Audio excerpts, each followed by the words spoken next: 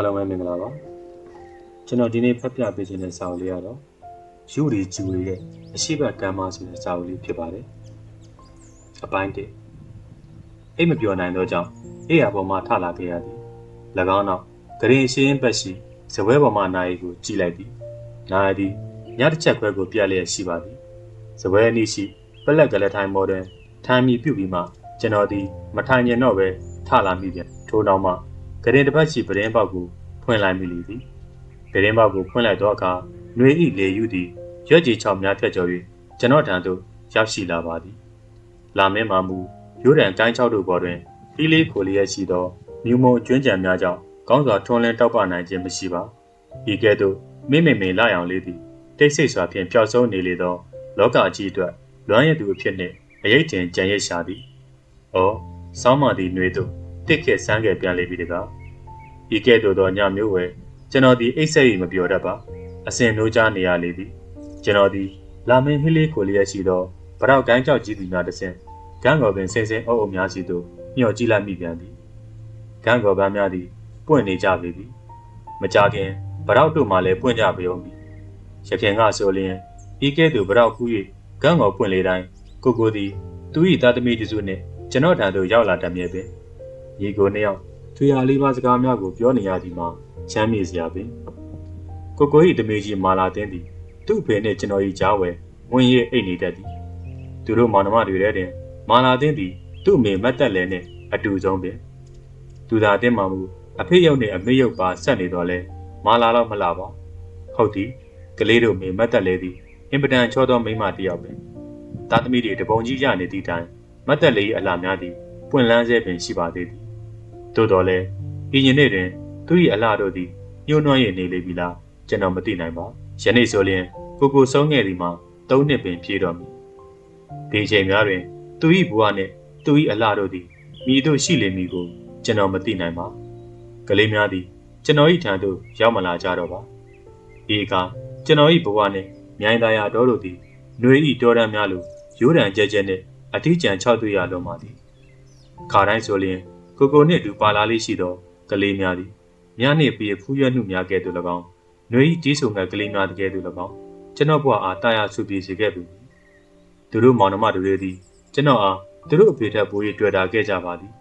ညဘက်သို့ရောက်လျင်မောင်နှမတို့သည်ကျွန်တော်၏ရင်တွင်ကိုလူတတ်ကြသည်ဒီအခါခြံထဲရှိခရီးပဲမှမိုးတောင်ငှက်ကလေးများတစ်ပွဲသူတို့၏အတန်လေးများသည်တော်ညာနေလေသည်ဒီအတန်လေးများသည်ကျွန်တော်၏အထီးကျန်ဘဝထဲဝဲတာယာပွဲဒေးတန်လေးများနဲ့ရှိပါသည်သူတို့သည်ကျွန်တော်မျက်စိရှိမှပြင်လူဖြစ်လာခဲ့ကြပြီမျက်စိတမိတ်တွင်မှပင်လူပြိုအပြိုကြီးများဖြစ်လာကြသည်ဆန္ဒသိန်းကိုငယ်၍ချစ်ရသည်တီတာသိန်းကိုမမာ၍ချူကြ၍တနာကျင်နာရသည်သူစားသိန်းသည်ချွဲတက်ခရတက်၍ချစ်ရတယ်လို့မာလာသိန်းသည်သူ့အမေနှင့်တူလုံး၍ချစ်ရပြန်သည်ဒီထဲတွင်စာတော်၍၎င်းလိမ္မာပါးနှက်၍၎င်းရင်ကျေးသိမ်မှု၍၎င်းပို၍ချစ်ရပြန်သည်ဦးလေးကိုမာလာသိတ်ချစ်တာဦးလေးကရောမကိုမချစ်ဘူးလားယင်ချစ်တာပေါ့ဗျာဘယ်နဲ့မချစ်ဖဲနေပါမလဲဒါဖြင့်ဦးလေးမာလာကျွေးတာစားလေရော့ဦးလေးရဲ့စားသမ်းမှာဤကဲ့သို့သောချိုသာချစ်ဖွယ်သောစကားများကိုလည်းဆိုတတ်ပါသေးသည်ဤအခါကျွန်တော်၏ရင်တို့သည်လာရန်အောက်ဝဲစီးစင်းနေသည့်စမ်းကြောင်းနှင့်ရှင်လန်းချမ်းမြေ့ရလွန်သည်မောင်တင်မာမူထောင်မောင်းကြီးနှင့်စကားပြောလျင်အင်မတန်ချစ်စပွဲကောင်းသည်တခါတရံကျွန်တော်အားမျက်စိတစ်ဖက်မှိတ်ပြပြီးသူ့အမများသူ့ညီမများကိုညာတက်လေသည်မောင်တော်တင်မာမူအဖေနှင့်လည်းမတူအမေနှင့်လည်းမတူပဲကုပြပြကြီးဖြစ်သည်သူတွင်အင်မတန်ချစ်စရာကောင်းသည်မှာဟာသညံရွှင်တဲ့ခြင်းပင်သူသည်မျက်နှာပြားကြီးနှင့်မျက်လုံးမျက်ကုံးလှ၍ယောက်ျားပြီးသား၏စကားပြောလျင်လည်းကာယံနှင့်နဘေတွင်နှင့်မိယာကိုမလွတ်တမ်းပြောနိုင်သည်သူမျက်ရှိရှိတွင်ရှုပ်လာပြီးထင်မှာကဘိုးရီပင်ကြံမထားပဲတီးထဲတတ်သည်နောက်တက်ရွှင်တက်အတော်ပြောတတ်၏ကျွန်တော်၏ခြံထဲရှိကစားကွင်းဝယ်မောင်နှမတွေကြက်တောင်ရိုက်ကစားလေးရှိ၏ဒီကသူရှုံးလျင်ဟာလက်ပေါ်ကိုအုပ်လို့မျက်ကြော်တော့ပစိုးဆုပ်ပြီးပြို့ဟင်ငါနာမည်ကလည်းမျက်ကြော်မှမပါပဲလားဤကဲ့သို့ရီရီမောင်းနဲ့တောရည်လစ်သွားတတ်၏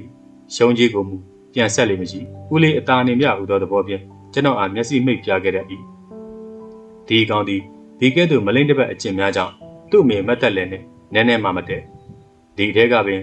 သူသည်သူ့အမေမတ်တက်လဲအားပြန်၍ဖောက်တက်နောက်တက်သေးသည်ဒီအကြောင်းများကိုမာလာသည်ကျွန်တော်ကိုပြန်ပြောပြတတ်၏စော်ကလေးဟိုနေ့ကမေမေကိုပြောနေတဲ့ဦးလေးရဲ့ မိမိကတိတ်ဖန်ကြီးပန်ကြီးလောက်တာပဲဦးလေးချစ်ကိုစကားလေးတစ်ခါမှမပြောဘူးလို့ပြောနေတယ်ဒီကောင်ဒီအားလုံးသတိမထားမိတတ်သောအချက်များကိုသတိထားသိတတ်သူလည်းဖြစ်၏အားလုံးထက်ပို၍ချစ်ဖို့ကောင်းသည်မှာဒီကောင်တွင်ပျော်ရွှင်တတ်သောတလေးနှင့်တီတီနှင့်နောက်တသည့်ဟာတညံပင်သည်တခါတည်းရန်နှင့်ပြုတ်ဦးလေးချစ်မိမိကထမင်းစားလဲတော့သူ့အမေပြောလိုက်ဟန်ရှိသောစကားအတိုင်းပင်ပြန်၏ပြောဖြစ်တတ်ပါသေး၏ထို့ကြောင့်သူ့အမေနှင့်သူနှင့်မတည့်ခြင်းပင်သည်မတ်တက်လေသည်ကျွန်တော်နှင့်ကိုကိုအတွက်စားသောက်ပွဲများကိုသူကိုယ်တိုင်ပြင်ပေးလေရှိပါသည်သို့သောသူ့မျက်နှာကိုတော့ကျွန်တော်မြင်ရမည်မဟုတ်ပါမတ်တက်လေကျွန်တော်ကိုစကားမပြောခဲ့မခေါ်ခဲ့သည်မှာနှစ်ပေါင်းကြာခဲ့ပါပြီထို့သူသူ့မျက်နှာကိုမမြင်မတွေ့ခဲ့ရသည်မှာလည်းဤကလေးများ၏တက်တက်ပင်ကြော်ခဲ့ပါပြီသို့တော်လည်းမြိုင်သားရာတော်တွင်ကျွန်တော်အတွက်လိုအပ်သမျှပစ္စည်းများကိုတော့ကိုနှင့်ပင်ဖြစ်ဖြစ်ကလေးများနှင့်ဖြစ်ဖြစ်တဆင့်ပေးပို့ခဲ့သည်ပင်ဆိုးမောင်မောင်သည်နှုတ်ညာကောင်ဖြစ်သည်သူသည်အေးအေးဆေးဆေးနေတတ်၏စာလဲတော်၍ကြိုးစားတတ်သည်သို့တော်လည်းစိတ်ကြီးတတ်သူဖြစ်သည်အေးအေးနေတတ်သလိုစိတ်နှင့်အခန့်မသင့်လျင်ကြောက်စရာပဲမြင်ရကိုပြစ်ခွဲလွတ်ပစ်တတ်သည်ဘာတစ်ခုမှဂယုဆိုင်ရမှန်းကြောက်ရမှန်းလည်းမသိတော့ပြီသူ့ကိုသူ့အမေမတ်တက်လေသည်ရင်းတော်ဟုခေါ်လေသည်ရင်းတော်သည်ကျွန်တော်နှင့်ကိုတို့၏မွေးဖွားရာအရက်ချက်မြုပ်ရာမြေပင်သည်ဤစိုးမောင်တင်ခေါ်ရင်းတော်သည်ကျွန်တော်ကိုအရာကျွဲနိုင်လေသည်သူတို့သားဖတို့တွေပြန်ကြတော့မည်ဆိုလျင်ကျွန်တော်ကိုအရာခေါ်တတ်သည်ရန်ကုန်အရောက်လိုက်ဖို့ခိုင်းတတ်၏ဒီကကျွန်တော်သည်ရန်ကုန်ရှိသူတို့အိမ်သို့လိုက်ခဲ့ရပြန်သည်ပင်ရန်ကုန်ရှိသူတို့အိမ်သို့ရောက်ပြန်တော့ကိုသည်အာမရာတန်တားထားတတ်၏ဒီကကျွန်တော်နေရပြန်၏တို့ဖြင့်ဤကလေးများနှင့်ကျွန်တော်မှာပုံမရင်းနှီးတွေ့တာခဲ့ကြရသည်ကိုသည်ရုံးတက်နေလျက်ကျွန်တော်သည်ကားတစ်စင်းဖြင့်မြို့လုံးပတ်လည်လျှောက်လေလေသည်သို့တော်လည်းကလေးများကျောင်းမှပြန်ရောက်ခင်ကျွန်တော်သည်အိမ်သို့ဆို၍အရောက်ပြန်ရသည်ပင်သို့မဟုတ်လျင်သမီးကြီးမာလာသည်ကျွန်တော်အားစိတ်ကောက်လေအောင်မည်ရန်တွေ့လေအောင်မည်ကိုရုံးအားရများတွင်ကျွန်တော်တို့ညီကိုသည်တစုံတရာကိုအကြောင်းပြကာကလေးများကိုလှိမ့်ထွက်ခဲ့ရသည်သို့မဟုတ်လျင်ကားလုံးပြည့်မြသူတို့မောင်နှမတွေသည်လိုက်ကြပေမည်သူ့မိနဲ့သာဆိုမိကိုတည်နေတာပဲကွာညီလေးရောက်လာရင်တော့သူ့မိလည်းလက်လျှော့ရတော့တာပဲကလေးများအကြောင်းနဲ့ပတ်သက်၍ကိုသည်ယခုလိုမကြခဏပြောလေးရှိသည်ကျွန်တော်အနေဖြင့်ပြောရမည်ဆိုလျင်ကလေးများသည်နှုတ်နယ်သောနှလုံးသားပိုင်ရှင်ကလေးများဖြစ်ကြပါသည်ထို့ကြောင့်သူတို့၏နှလုံးသားကလေးများကိုတစုံတရာတို့နှင့်နာကြီးထိခိုက်ခြင်းမရှိသေးလိုပါကလေးများသည်လောကကြီးရှုပ်ထွေးပူလီများကိုဘာတစ်ခုမှရိပ်မိတတ်ခြင်းလည်းမရှိပါထို့အတူပင်လောကကြီးကပေးလာသမျှအချစ်နှင့်အမုန်းများကိုလည်းမငြင်းဝံ့မဲလက်ခံယူရပေသည်ရှုပ်ထွေးပူလီလျက်ရှိသောလောကကြီးအားရိုးရိုးသားသားပင်စိတ်ချယုံကြည်နေကြသူများပါပြီထို့ကြောင့်သာလျှင်သူတို့သည်ကျွန်တော်နှင့်သူတို့အဖေဦးမောင်မောင်တင်သူတို့၏အမေမတ်တက်လဲသုံးဦးတို့၏ကြားဝဲမြည်သည့်အရှုပ်ထွေးများရှိခဲ့ကြသည်ကိုနည်းနည်းလေးမှရင်းမိခဲ့ခြင်းမရှိပါစိတ်ချယုံကြည်လျက်ပါပဲဒီကကျွန်တော်သည်တနေ့ကကို၏သမီးကြီးမာလာထံမှရောက်လာသောစာကိုပြန်၍တရိယာမိလာသည်ထို့ကြောင့်ရက်နေရပရင်းမှခွာလာပြီးအန်ဆွဲထဲမှသူ့စာကိုထုတ်ကာမိအိမ်မှမိကိုမြှင့်လိုက်ပြီးပြန်ဖတ်မိလေသည်ဦးလေးသမီးဒီစာကိုရေးနေချိန်မှာဦးလေးကိုဘလောက်လွမ်းပြီးမျက်ရည်ကျရတယ်ထင်တယ်လေသမီးဒီနေ့ဒီဂရီယူတော့ဖေအတွက်ဖေကူစားဦးလေးကိုဘလောက်ဂုဏ်ယူစေခြင်းနဲ့မှတ်တယ်လဲဝမ်းသာစေခြင်းနဲ့မှတ်တယ်လဲခုတော့ဦးလေးကတိတ်ကိုစိမ့်နေပါရောလားဦးလေးရဲ့ဖေမရှိတော့လို့ဦးလေးကသမီးတို့ကိုစိမ့်သွားပြီလားမစိမ့်ပါနဲ့ဦးလေးရဲ့ခုဆိုရင်သမီးတို့မှာဦးလေးပဲအဖေဦးလေးပဲလောကကြီးပါဒါပေမဲ့ခုတော့ဦးလေးကမလာတော့ဘူးသမီးတို့ကိုလည်းလာမခေါ်တော့ဘူးမနစ်ကလည်းစာရေးလိုက်တဲ့လာမခေါ်ဘူးတကယ်တော့သမီးတို့ကဦးလေးကြီးကပေးပို့လိုက်တဲ့စံစင်ငရုတ်ချက်တော်နဲ့တခြားစားစရာတွေကိုလိုတာမဟုတ်ပါဘူးသမီးတို့လိုတာဦးလေးရဲ့ကျန်နာမှုရှင်ခွင်မှာသူစားကလည်းခုဆိုရင်ဦးလေးရဲ့ကောင်းမှာသပင်ပြူနှုတ်မပေးရတာ2နှစ်ကျော်လို့ဦးလေးကောင်းမှာသပင်ပြူတွေများနေရောဘောလို့ညည်းနေရှာတယ်ဖဖတို့လိုက်ဖို့ခိုင်းတော့လဲသူတို့ကတောဆိုကြောက်တယ်မို့လားမေမေကလည်းဦးလေးရင်ကတန်ရာပြန်ထနေတယ်ထင်ပါတယ်လို့ညည်းနေတယ်မေမေလည်းနေမကောင်းဘူးခုတလောညမှလည်းခြံနဲ့ဆင်းထိုင်နေတတ်တယ်သမီးတို့သိရင်တော့ပြန်ခေါ်ရတာပေါ့သူကတော့ຫນွေညတွေကပူအိုက်ပြီး6သွေးလို့အိတ်မပြောဘူးပြောတယ်တခါတလေလဲမေးလို့ပြောချင်မှပြောတာမပြောဘဲငိုင်းကျင်တယ်ငိုင်းနေတာပဲဒီတော့သမီးတို့ဖေကိုပူလွမ်းရတယ်ဖေသာရှင်းမေမေလည်းခုလိုစိတ်ထိခိုက်နေမှာမဟုတ်ဘူးဖဖတို့လူတခုတည်းမြကြောက်တယ်မသွားဝင်ဘူးဆိုပြီးသမီးတို့ကိုလိုက်မကူပဲလဲနေမှာမဟုတ်ဘူးသူ့ညီရှိရာကိုတာသမီးတွေလက်ဆွဲပြီးသွားမှာပဲဦးလေးကလည်းအကိုရှိရာရန်ကိုလာမှာပါပဲခုတော့ဒီနေရာတင်ကျွန်တော်ဒီသူ့စာကိုဆက်၍မဖတ်နိုင်တော့ပဲရင်မကျင်တက်လာသောတန်ရာကိုလက်နဲ့ဖိထားလိုက်ရပြီဒီတန်ရာသည်နှစ်ပေါင်းများစွာကြာခဲ့ပါပြီခုလိုနှွေညများတွင် သူသည်ပို၍ထလာတတ်လေသည်ဒီစာကြောင့်ဒဏ်ရာသည်ပုံမနာကြည့်ကြိုက်ခဲလာလေသလောဒီဒဏ်ရာကြောင့်ပင်ကျွန်တော်သည်နှွေညာများဝယ်ခုလိုအိတ်မပြောနိုင်ရှိခဲ့ရသလောမသိရပါအခါတိုင်းနှွေညာများမှာတော့ကျွန်တော်သည်အရက်ကိုမူးအောင်တောက်အိတ်ခဲ့ရသည်ယခုတော့အရက်လည်းမတောက်တော့သည်မှာကြာပါပြီမာလာလူမန်းသိ၍တားမြစ်ခဲ့သည့်ကလေးကပင်ဖြစ်သည်နှွေညာ၌ကျွန်တော်၏ပူလောင်ပြင်းပြရသောဘဝများကိုဤကလေးငယ်များ၏တောက်ပကြည်လင်သောမျက်နှာလေးများဖြင့်အေးချမ်းစေခဲ့ပြီးနောက်ဝဲကျွန်တော်အရက်ကိုပြတ်ခဲ့ရသည်ယခုမူကျွန်တော်သည်ကျွန်တော်၏ဘဝအေးချမ်းမှုများကိုအဘဲကြောင့်ကြောပြနေခဲ့မိပါလေကျွန်တော်သည်မိုင်မဲလေပြီလောဒီခဏဝဲကျွန်တော်၏ရင်မတန်ရာတို့သည်ပေါ်ပါပြောက်ကင်း၍တွားကြပါတော့သည်အဘဲကြောင့်ဆိုလျင်ကျွန်တော်သည်မနက်မိုးလင်းလျင်ကလေးများရှိရာရန်ကုန်သို့လိုက်သွားတော့မည်ဟုစိတ်ကိုဆုံးဖြတ်လိုက်ပြီးတော့ကြောင့်ပင်ဒီကိုလေးရင်နွေးအိတ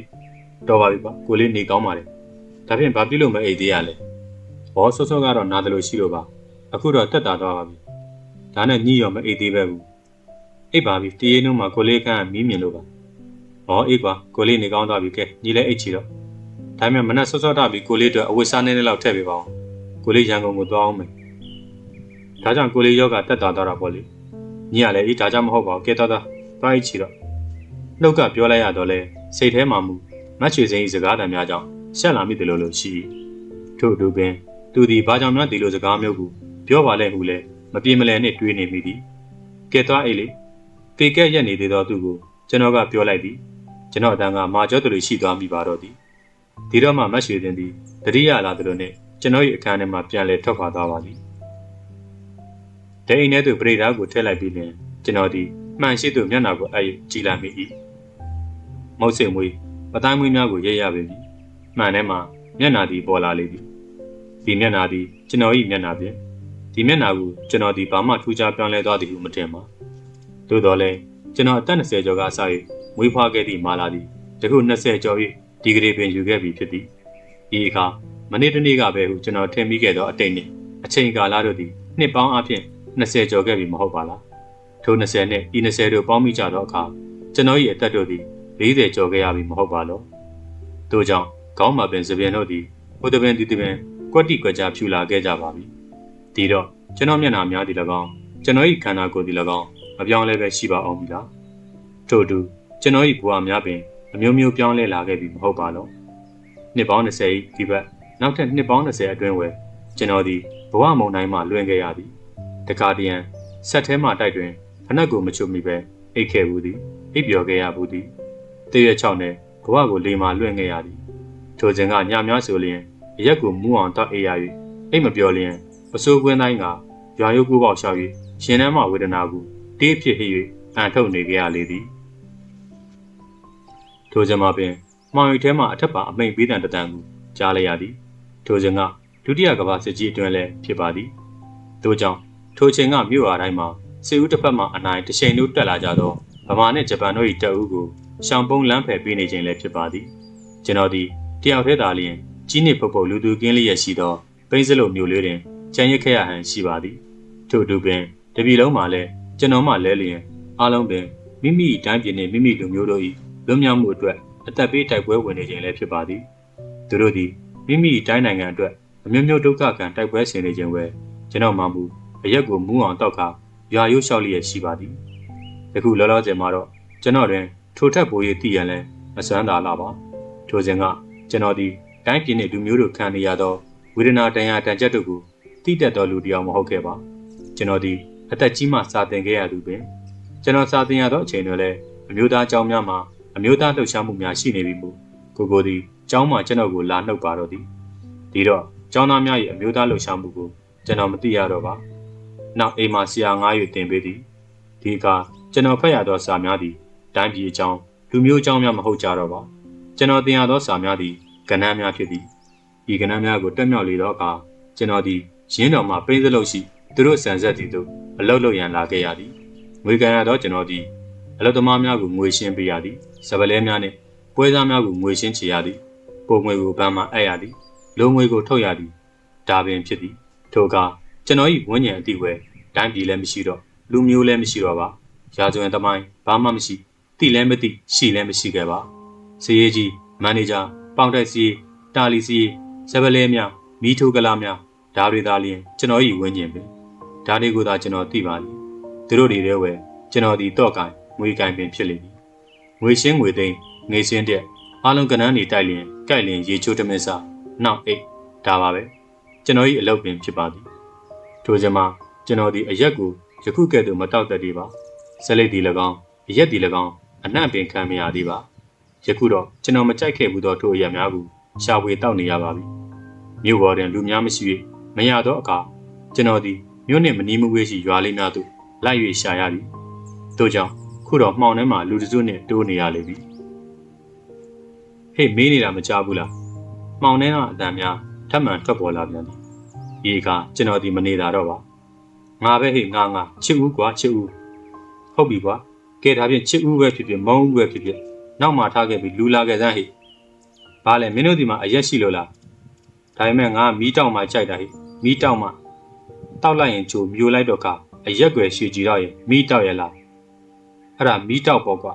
မှောင်ထဲမှာလူသည်ကျွန်တော်အားအရက်သမားမှန်းသိလိုက်သည်နဲ့တပြိုင်နက်အနီးကပ်လာပြီးတအားဆွဲထိုးလိုက်ပါတော့သည်ဒီအခါကျွန်တော်သည်ရေချိန်နှင့်အညီရိုင်လဲသွားရသည်သို့တော်လည်းကျွန်တော်သည်မွေဟောက်ကဲ့သို့မိမိအားထိလိုက်သည်နဲ့တပြိုင်နက်ပြန်ပေါက်တတ်သည်လက်များကလည်းမနှေးတော့ပဲသူ့တစ်ချက်ကိုကျွန်တော်ကနှစ်ချက်ပြန်တီးထည့်လိုက်မိပါတော့သည်ထိုအခါမှောင်ထဲမှလူသည်လည်းဘိုင်းကနေလဲကျသွားပါသည်ထိုလဲကျသွားတဲ့အတူတခြားလူများလည်းဝိုင်း၍ကျွန်တော်ကိုဆော်ထည့်လိုက်ကြသည်မှာကျွန်တော်သည်နောက်နေ့မိုးလင်း၍အချုပ်ခန်းထဲမှပြန်၍တတိယလာပါတော့သည်ကံကောင်းသည်မှာသူတို့သည်ကျွန်တော်အားတနက်ဖြန်ပြည့်အစုံမစီရင်ခဲ့ကြခြင်းပင်သူတို့သည်ဗမာတပ်မတော်မှရဲဘော်များပင်သည်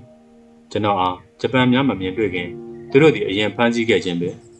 သူတို့သာလွတ်ထားခဲ့ပါမူဂျပန်တပ်သားများတပ်ဦးများသည်ပြစ်တက်ခဲ့ကြမည်အမှန်ပါထိုခြင်းကသူတို့စိတ်နှင့်မတင်လျင်ပြစ်တက်ခဲ့မည်မှာအမှန်ပါယနေ့မိုးချုပ်တွင်ကျွန်တော်သည်ကားကြုံဖြင့်ပြူရစာမြို့ဘက်သို့အရက်ရှာထွက်ခဲ့၏နောက်ပြူရစာမြို့စင်ကြီးပုံးရှိစိတ်ပြန်ကြီးရွာမှအရက်ရွာ၏ထိုမှအရက်များကိုဝေါအောင်တောက်၏ပြီးလျင်ပိန်းစလုတ်ကိုပြန်၍တရိယာ၏သို့တော်လည်းပိန်းစလုတ်သို့ပြန်ရမှကားမရှိတော့ပါရှိသောကားမှန်သမျှလည်းစစ်ဦးရန်ကိုကြောက်ကြ၍ဝက်သိမ်းထားကြသည်ပင်အလားကလည်းကံကောင်းထောက်မှ၍အခါတာလျင်တခါကြုံရသည်ကရုတ်ရွာမှဆန်အောင်တို့ကားဖြစ်သည်ကားရှိသောမိတ်ဆွေများကလည်းညတွင်ပိန်းစလုတ်သို့မပြန်မရန်အတန်တန်တောင်းပန်ကြသည်သို့တော်လည်းကျွန်တော်မှရက်တီငိမ့်နိုင်သူမဟုတ်ပါသို့ကြောင့်သာလျှင်မြို့တွင်လျှောက်ကတေးဟိရေကားရှာကတောင်းနေမိသည်ကံကောင်းလုံး၍တွေ့ရသောကားကြုံကိုရှိကကျွန်တော်သည်16-19မိုင်ခရီးကိုထွက်လာမိသည်ကဲခုတော့မိတို့ရှိနေသည်။တို့ပဲမဲ့ကျွန်တော်ရင်နာမှဝေဒနာအကြောင်းကိုမူကျွန်တော်သာလျှင်အတိဆုံးပါ။ဆိုင်းစရာသည်ဘုံပြောက်သည်နှင့်နွားကိုရှာဆိုတော့မစီမဆန်ဟုထင်စရာရှိမည်။သို့တော့နွား၏တရေပင်ဖြစ်ဖြစ်စင်မြင့်တို့၏တရေပင်ဖြစ်ဖြစ်ဘုံနှင့်ဆိုင်ကောင်းဆိုင်ပင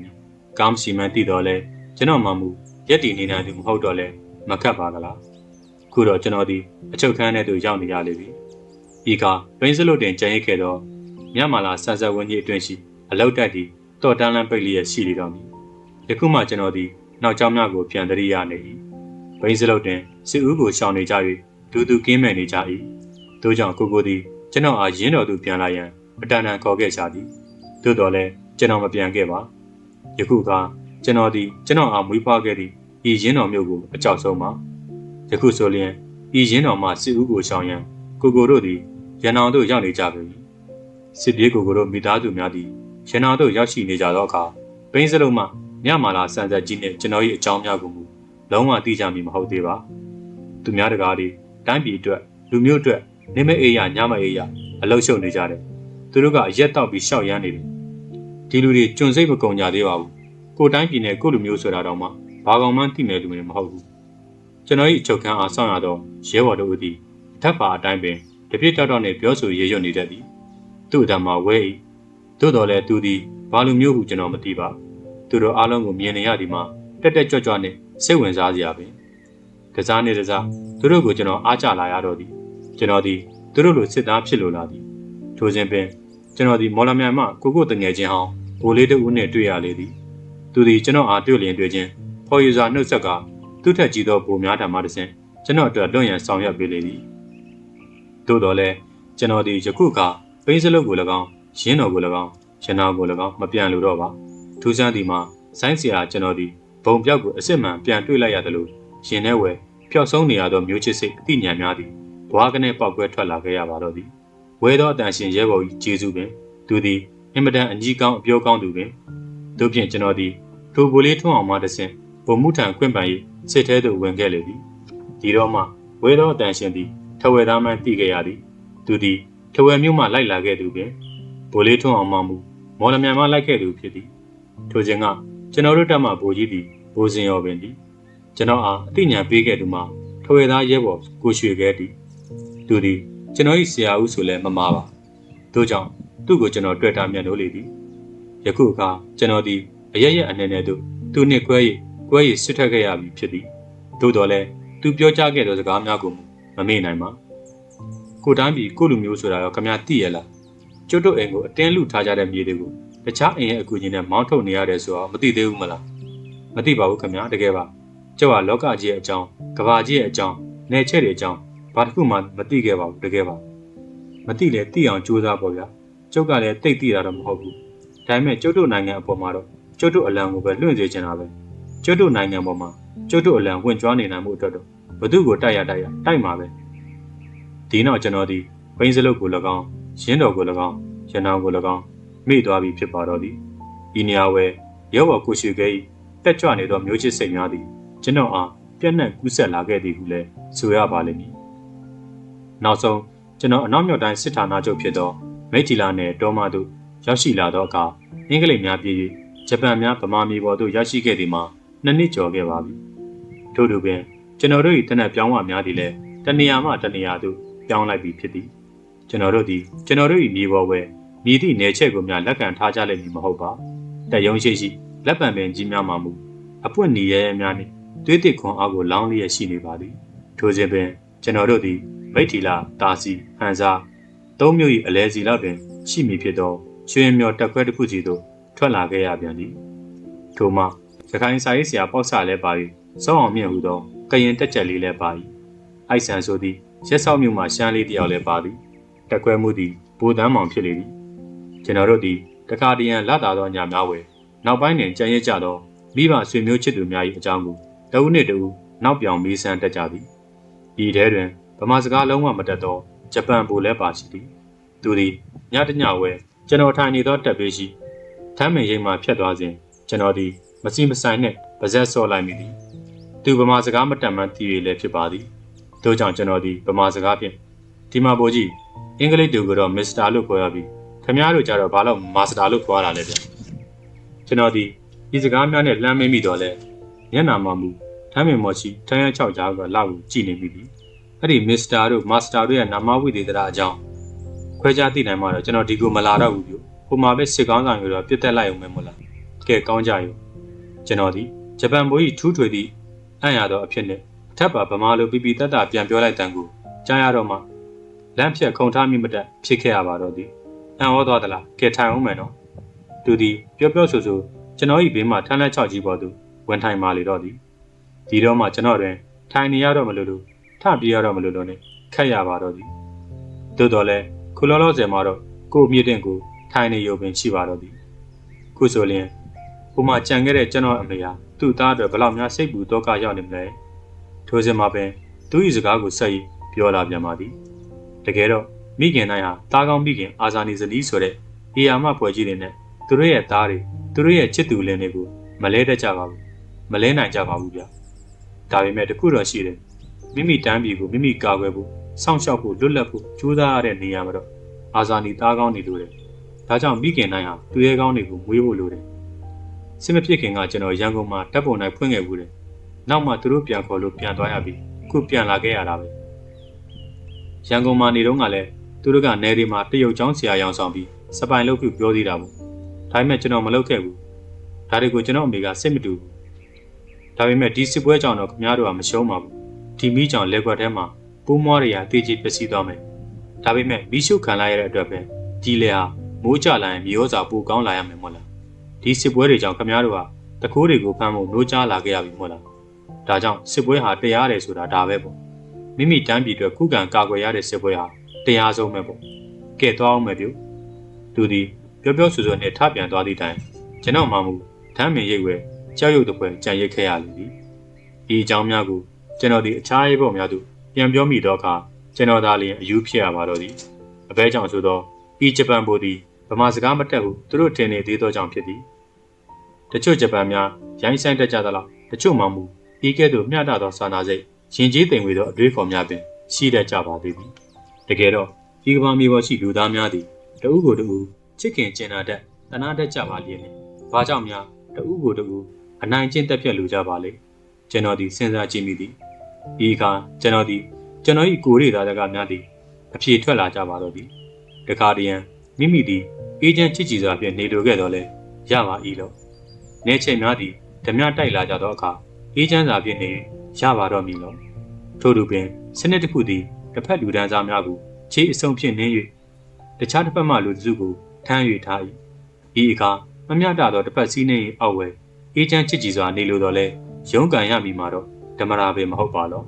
တွန်းလှန်ရမည်မှာတော့တာဝန်ပြီထိုခဏတွင်ကျွန်တော်သည်အဖေကိုပြန်၍တတိယမည်အဖေကိုပြန်၍တတိယလာမိပါတော့သည်အဖေသည်အေးချမ်းမှုကိုအမတန်နှစ်သက်မြန်လို့၏သူသည်ရင်းတော်အနည်းရှိရာမေလေးတစ်ခွက်တွင်အေးချမ်းစွာဖြင့်ထွန်ရက်ဆိုင်ပြိုစားတော့နေခဲ့သူပင်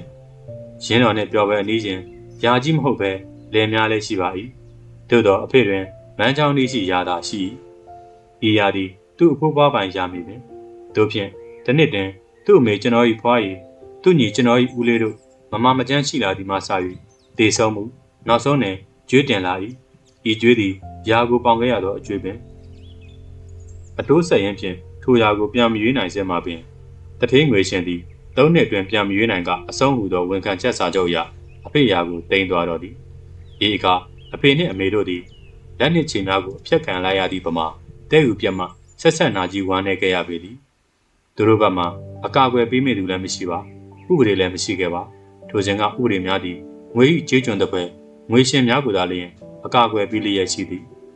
တို့ဖြင့်တညတွင်အဖေသည်ငွေရှင်ထမ်းသို့သွား၏သူ့ရာလေးအားပြန်ပေးပါရန်အကျွေးများကိုလည်းနှစ်စဉ်ကြိုးစား၍ပြန်ဆက်ပါမည်အတိုးလည်းပို၍ပေးပါမည်ဟုတောင်းပန်အတနာခံ၏ဒါကိုပင်ငွေရှင်တရေသည်ဓမြဟုအရက်တို့ဟစ်ကအဖေအားဖမ်းလေတော့၏ထို့နောက်တော့ငွေရှင်ဘက်မှလိုက်၍ကာကွယ်ပေးသောဥပဒေများသည်အဖေအားဓမြဟုဆွဆွဲကထောင်ချတော့သည်ထိုစဉ်ကကျွန်တော်၏အသက်သည်2နှစ်မြသာရှိပါသေးသည်ကျွန်တော်9နှစ်8နှစ်သားအရွယ်တွင်အဖေထောင်မှလွတ်လာခဲ့သည်ထိုအခါအေးချမ်းချစ်ကြည်စွာဖြင့်နေလိုခဲ့သောအဖေနှလုံးသားများသည်သူထုခဲ့ရသောမုတ်ပလင်ထောင်ထဲမှကြောက်ခဲများနှင့်ကြေမွသွားခဲ့ရပြီဖြစ်သည်မုတ်ပလင်ထောင်ထဲဝဲအဖေသည်ကြောက်ခဲများကိုထုခဲ့ရသည်ဟုဆိုပါသည်ထိုအခါအဖေထု၍ကွဲကြွေမွသွားသောကြောက်ခဲများနှင့်အဖေနှလုံးသားနူးနူးညံ့ညံ့လေးများလည်းကြွေမွပျက်စီးသွားခဲ့ရပြီပင်ဒီတော့အဖေသည်အရက်ကလူစိုးကြီးတစ်ပွဲမြင်လာထင်လာပြန်သည်နယ်ချက်အစိုးရနှင့်အရင်ရှင်စနစ်တို့သည်လူတစ်ယောက်ကိုအညွန့်တုံးစေ၍ဘဝဆုံးစေခဲ့ရုံသာမကသူ၏သားစဉ်ပြည်ဆက်ထိတယ်၎င်းလူဒန်းစားတစ်ရက်လုံးလူတစ်မျိုးလုံးတိုင်းပြည်လုံးကိုပါဒုက္ခအမျိုးမျိုးရောက်စေခဲ့သည်ဒါကိုတော့ကျွန်တော်သည်စာမတက်ပေမဲ့တည်၏အဘဲကြောင့်ဆိုရင်ဤအဖြစ်ပြက်သည်ကျွန်တော်၏ခံခဲ့ရသည့်အဖြစ်ပြက်ဤတွေ့ကြုံသည်ကျွန်တော်၏ဘဝခီးလမ်းပေါ်မှာဖြစ်၏ကျွန်တော်၏ပတ်ဝန်းကျင်မှသည်လူတစ်ယောက်သည်ဝေဒနာတို့ဖြင့်နာကြည့်လာသောအခါအံကိုကြိတ်၏စိတ်ကိုထိန်ရ၏ဤအခါအဖေမျက်နာတို့သည်လူညံ့ခြင်းမှကင်းလာရသည်ဒီတော့မတရားသက်သေလိုက်ခဲ့သည့်တကြီးသည်အဖေအားလန့်လာတော့၏ဒီတော့တကြီးသည်သူ့အလန့်ကိုပြေးသိရန်အဖေကို130လူသိုးစင်းဝင်အဖြစ်နှင့်မက်ချီလာနှင့်မလိုင်မြို့သို့နေပြောင်းပေးလိုက်ပါတော့သည်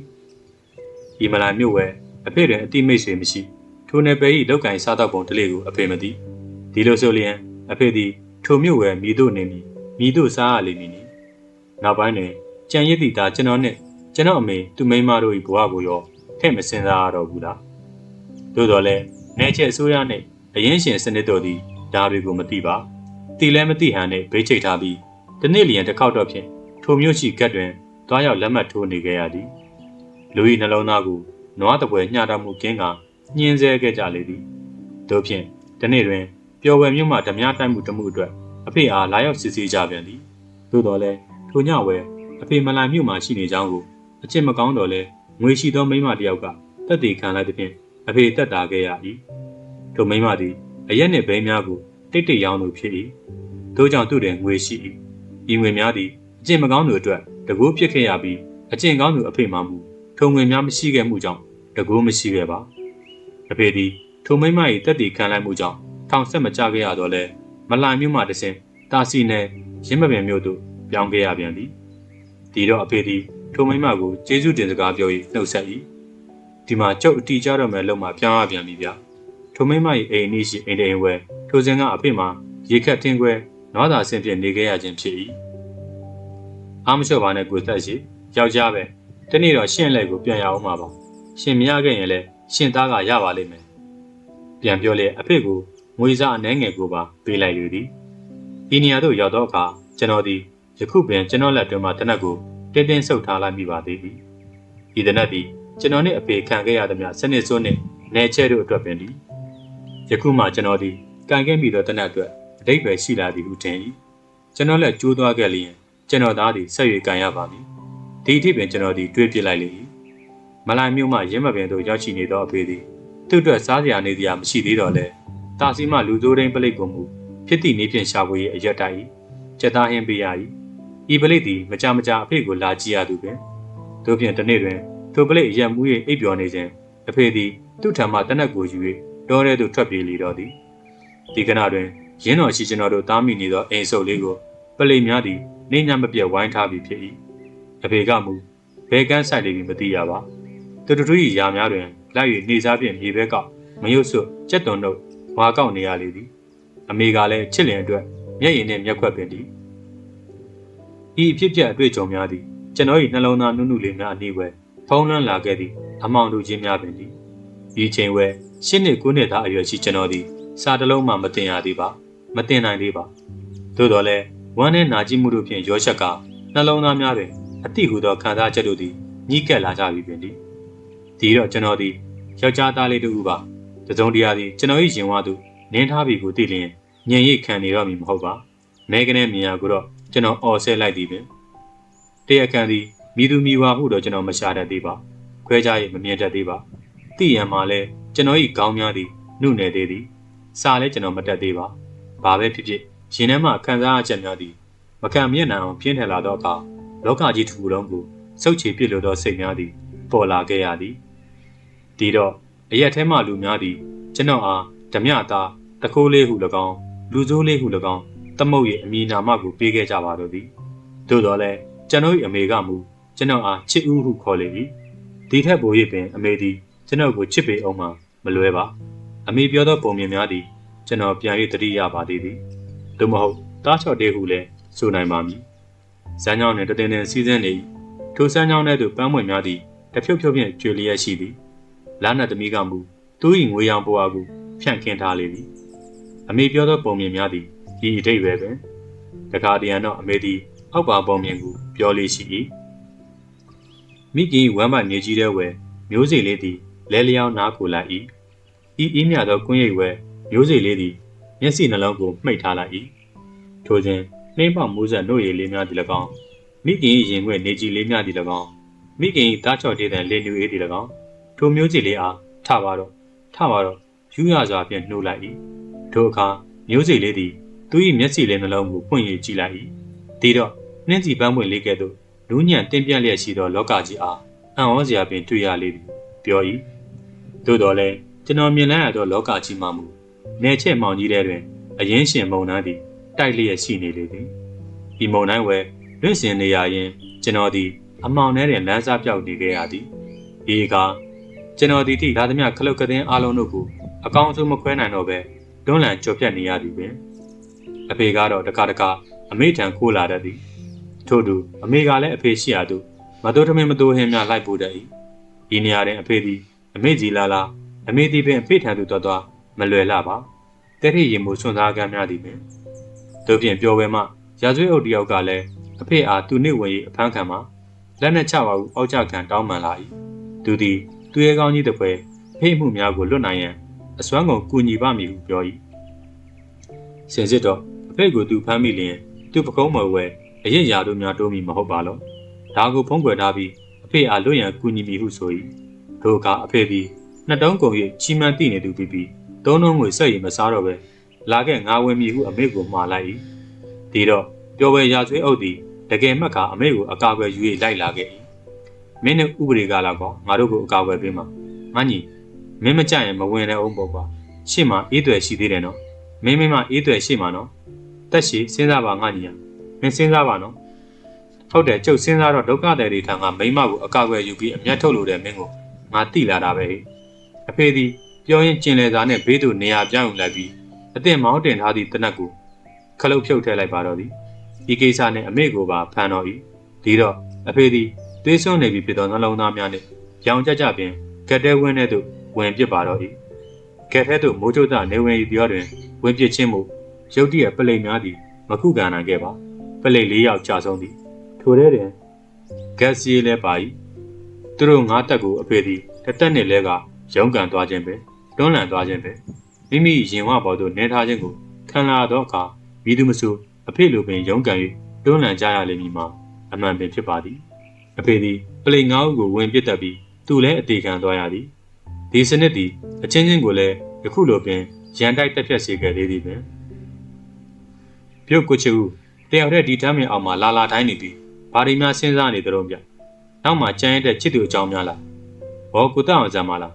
မရှိပါဘူးခင်ဗျာကျုံတော့မှအမေလည်းမရှိချစ်သူလည်းမရှိပါဘူးကျွန်တော်ထိုင်းရင်စဉ်းစားနေပြီချင်းထမ်းမြင်ရိတ်စီတို့ရခိုင်သားကြီးရောက်လာလေသည်သူဒီဆက်၍မညာစမ်းပါနဲ့ဗျခင်ဗျာကိုကျုပ်တို့ပြောနေကြမှာဖမ်းရတော့ကခင်ဗျာဆိုနေတဲ့တေးထဲမှာချစ်သူကိုပြောပြနေတဲ့စကားတွေပါပါတယ်မဟုတ်ရပါဘူးဗျမူပြီးရမ်းဆိုနေတာပါယုံမှဒီမှာကိုဆရာတခြားလူကသာခင်ဗျာညာလို့ရမယ်ထင်တယ်အရက်မူးမှကျွဲဖို့ဘောဆိုတို့မူးတော့မှရင်ထဲမှာရှိတာတွေအန်ထုတ်နေရတာဗျကျုပ်ခုထိမှတ်မိနေသေးတယ်ခမရဲ့ချစ်သူနာမည်ကမတ်တက်လေမဟုတ်ပါဘူးဗျခမတို့ရခိုင်ကနာမည်သာရှိတာမဟုတ်ဘူးရှာလဲတိတ်ရှိတာဟုတ်ဗျကျွန်တော်ဒီရုတ်တရက်ခေါင်းကိုရိုက်ခွဲခံလိုက်ရတယ်လို့ဆက်ဆက်ကားများနာကြီးလန်းထိတ်သွားပြီးနှုတ်မှလည်းပြောမိပြောရကူပြောလိုက်မိသည်သူများမမြင်မိတာကိုကမြင်သူများမကြားမသိတာကိုကကြားသိဆိုတော့ရှာရှည်ရကြတော့ပေါ့ကွာဒါပေမဲ့စောစောကခမအော်လိုက်တဲ့အတန်ကြီးကကြီးကန်းတာနဲ့မတူပဲအသေးကိုကျွဲခတ်တယ်လို့ဖြက်ဖြက်လူးသွားတယ်မယ်ဒါကိုတော့ခမဝန်ခံတဲ့နေမို့လားတော်စမ်းပါဗျာတော်ပါပြီဗျာသွားမှတော်တော်ရှိကျွဲခွေမခွေပဲကျွဲကန်ကန်လိုက်မှဒုက္ခသူသည်ကျွန်တော်၏အနီးမှရုတ်ချီထသွားလေသည်ဒီဟန်တရုတ်ကပင်ဟာတာမြောက်၍ရေရှင်မွယ်ဖြစ်နေပါသည်သို့သောကျွန်တော်တွင်မရည်နိုင်မငိုနိုင်နှင့်ခတ်နေရပါလေသည်ဤရခိုင်သည်အတန်ဝဲကြီးများဖြင့်အင်မတန်ရွှွတ်နောက်ပြောင်းတတ်လေသည်ပျော်ပါတတ်သည်စိတ်ရှည်တတ်သည်နောက်တစ်ခုမှသူသည်ဇာတိဆရာပေါ့စာပေဝါဒနာရှင်တို့ဦးပင်သည်ယခုသူသည်နာမည်ကျော်ဇာတိဆရာကြီးအဖြစ်နှင့်စစ်ကြီးတွင်ကကိုရီဆောင်မဇလံများကိုရေးနေလေသည်သူသည်ဇာတိဆရာမှုထင်၏အများတတိမထားမိခဲ့ကြသည့်အချက်များကိုရဲမိတတ်သည်တိတက်လေသည်သူနှင့်ကျွန်တော်သည်ရဲဝေါ်ရဲဘက်တေဘောတေဘံများမှုတဦးနှင့်တဦးစိတ်မဆူးစိတ်မကောက်ကြပါသို့တော်လည်းသူပြောခဲ့သောစကားများသည်သူကိုယ်တိုင်မှတ်ချက်ချထားခဲ့သလိုအသေးကျွတ်ခတ်ဆက်ဆက်လူများကျွန်တော်၏ရင်ဝယ်ကြံရိတ်ခဲ့ရပါတော့သည်မတ်တက်လေကျွန်တော်သည်နာသောရင်ကိုပြီးကညီးလိုက်မိလေသည်သူသည်အမေပြောခဲ့ဘူးသောပုံမြင်များထဲမှပန်းတွေကျနေသည့်တောကစမ်းကြောင်းပေါ်သို့လွှမ်းဖြန့်ထားသောလနသမီးပွာပြူတစ်ပတ်လေးနှင့်တူလွန်းသည်ဤအလားနှင့်ဤမြစ်တာဆန်းရည်ဝဲမုံတိုင်းဖြင့်လွင့်နေရသည့်ကျွန်တော်၏ဖွာများသည်တရေတမီးလေးများတော့နားကိုလိုက်ချင်စမ်းပါသည်သို့ပေမဲ့ခွင့်မကြုံခဲ့ရပါဒီကကျွန်တော်၏ဘဝများသည်စက်ရည်တွင်မြဲလွန်ခဲ့ရသည်လေနောက်တစ်နေ့မှာတော့ကျွန်တော်နှင့်ကရင်တက်ချက်လေးဇောင်းအောင်မြင့်တို့သည်တောမှဌာနချုပ်သို့ပြန်ခဲ့ရသည်ထို့မှကျွန်တော်သည်ရှေ့တန်းမှပြန်ရောက်နေသောထဝယ်သားကိုရှူခဲနှင့်ပြန်တွေ့ရ၏ထိုအခါကျွန်တော်၏ဝမ်းသာမှုများသည်ပြောဖွယ်ရပင်မရှိတော့ပါစင်စစ်တော်သူသည်ကျွန်တော်၏လက်ဦးဆရာပင်မဟုတ်ပါတော့တက်ယုံရှိတွင်လက်ပံနီကြီးများသည်ရဲရဲတောက်လျက်ပင်ဂျပန်များကလည်းဗမာတပ်သားများကိုခြေတန်းမှခံတတ်တဲ့ဘွယ်ထားရှိကြပါသည်ထိုအချိန်တွင်မဟာမိတ်တပ်များသည်နီးကပ်လာမိမှုလည်းဖြစ်ပါသည်တပ်ထဲမှလည်းတဖြည်းဖြည်းနှင့်တပ်သားများမရှိကြတော့ပါသူတို့တွေသည်အတီးတီးဤဂျပန်ကောင်များကိုပြန်၏တော်လှန်ရန်ကိုရောင်ဖြောက်ကုန်ကြပါပြီ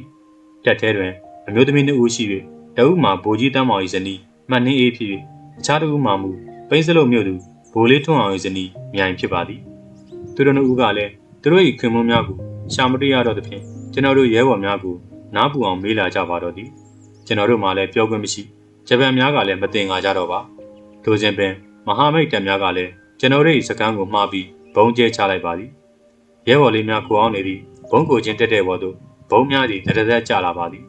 ထိုစဉ်မှာပင်ဘုံကိုချင်းအနေစီကျင်းထဲမှဗိုလ်ကြီးဇနီးမှတ်နေနှင့်ဗိုလ်လေးဇနီးမြိုင်တို့သည်ကြောက်လန့်တကြားထွက်ပြေးသွားကြပါတော့သည်ထို့ကြောင့်ကျွန်တော်သည်စောင်းအောင်မြင့်နှင့်ကိုရှူခဲတို့သည် ထိုအမျိုးသမီးများနောက်သို့ထပြေးလိုက်သွားရပြန်ပါသည်ထို့ကြောင့်ကျွန်တော်တို့3ဦးနှင့်မိန်းမ2ဦးမှလွတ်မြောက်ခဲ့ရခြင်းလည်းဖြစ်ပါသည်စင်စစ်တော့ကျွန်တော်တို့3ဦးသည်အမျိုးသမီး2ဦးနောက်သို့အသေးခံ၍လိုက်ခဲ့ရခြင်းမှာရှေ့ပိုင်းတွင်သူတို့၏လင်သားများသည်တိုင်းပြည်တပ်တာဝန်များကိုထမ်းရွက်နေကြသည်မဟုတ်ပါလေ